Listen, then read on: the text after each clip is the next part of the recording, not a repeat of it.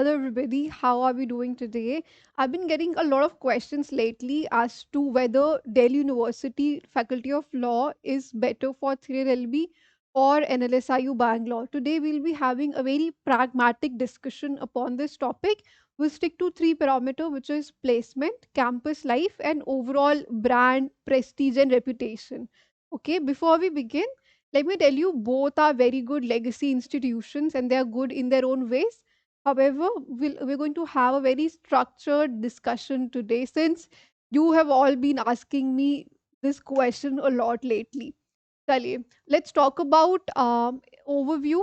Okay, both, as I said, good colleges, very old, prestigious legacy institutions, and they have good name, both of those, right? Chaliye, let's move to placements. To begin with, NLSIU Bangalore bache needs no introduction. Best placements you can ever think about. Okay, best placements. Majority of the students get placed on day zero itself. Right? You have different days of placement. Day one, day two, day three.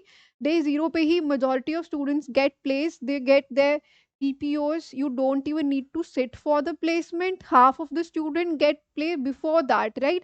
They do some internship and then they get pre-placement offer. So if you are entering NLSIU Bangalore, your placement is sorted, that is for sure. If I talk numbers, I think 75 to 80% of the batch got placed in tier 1 law firms. All right, people. Now this is the statistics for 3-year LLB. Okay, people, this is the statistics for your 3-year LLB. So keep that in mind.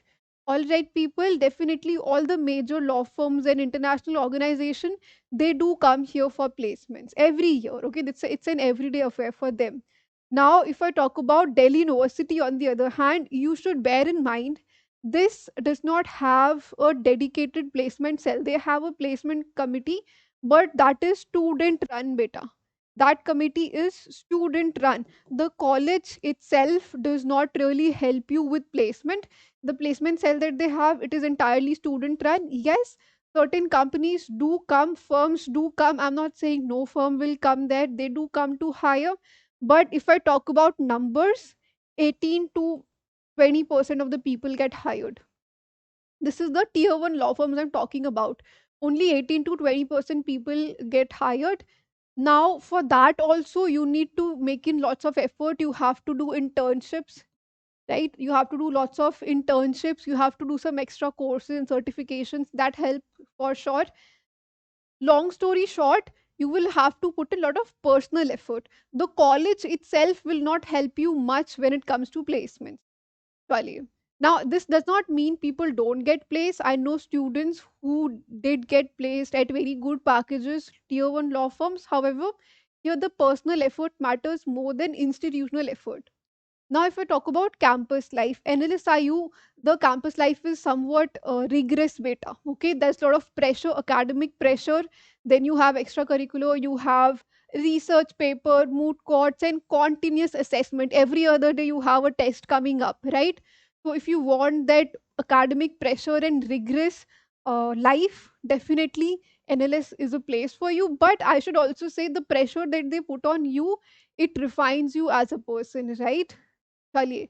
Now, if I talk about Delhi University, here the campus life is more of a vibrant, fun, and chill kind of vibe. Okay, here they say they need 75% attendance, but generally, the inside real life story is that not many people attend college. All right, people. So, also, it is located other colleges like SRCC Hindu Hansraj. So, every other day there is a fest, there is a literature festival going on, then there are some celebrities coming up. So, that is the culture that you see at Delhi University, right, people? Chaliye.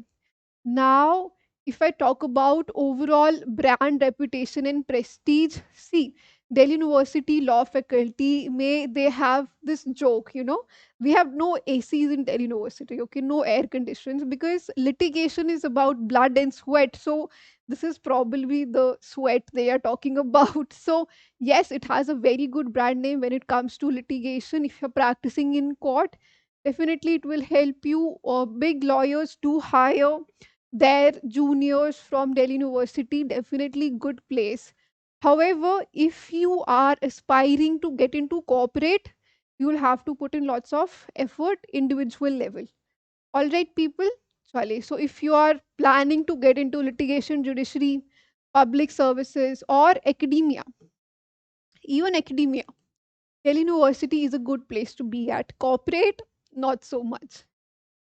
Chale. Now, if I talk about NLS Bangalore, obviously, the top law school in India, second to none, bache. So definitely that uh, prestige, that reputation is associated with it. Once you get into NLS Bangalore, you have bragging rights for the rest of your life. You can brag without any problem, right? So all the tier one law firms do come here, right? Corporate legal departments of these big MNC, FMCG companies, they also visit here, and policy think tanks sometimes, yes, they do come for MPP. And even if you're an LLB student, you can sit there for placement. That does not really matter. So if you want to go for corporate or some MNC, FMCG company you're planning to join, NLS could be a better place, right? Having said that, there is no clear, rigid distinction that once you get into Faculty of Law DU, you cannot crack corporate. You can, and I have seen people who have. Now, if you are in NLS, doesn't mean you can't crack government jobs or academia or litigation. I also know people from NLS who are doing pretty well in litigation, right? So there's no hard and fast rule, but this was the most pragmatic or structured comparison that you could get. Okay, I hope this has resolved most of your doubts. If you still have any question left, just put it in the chat box. I will answer it. All right, people, see you all. Goodbye.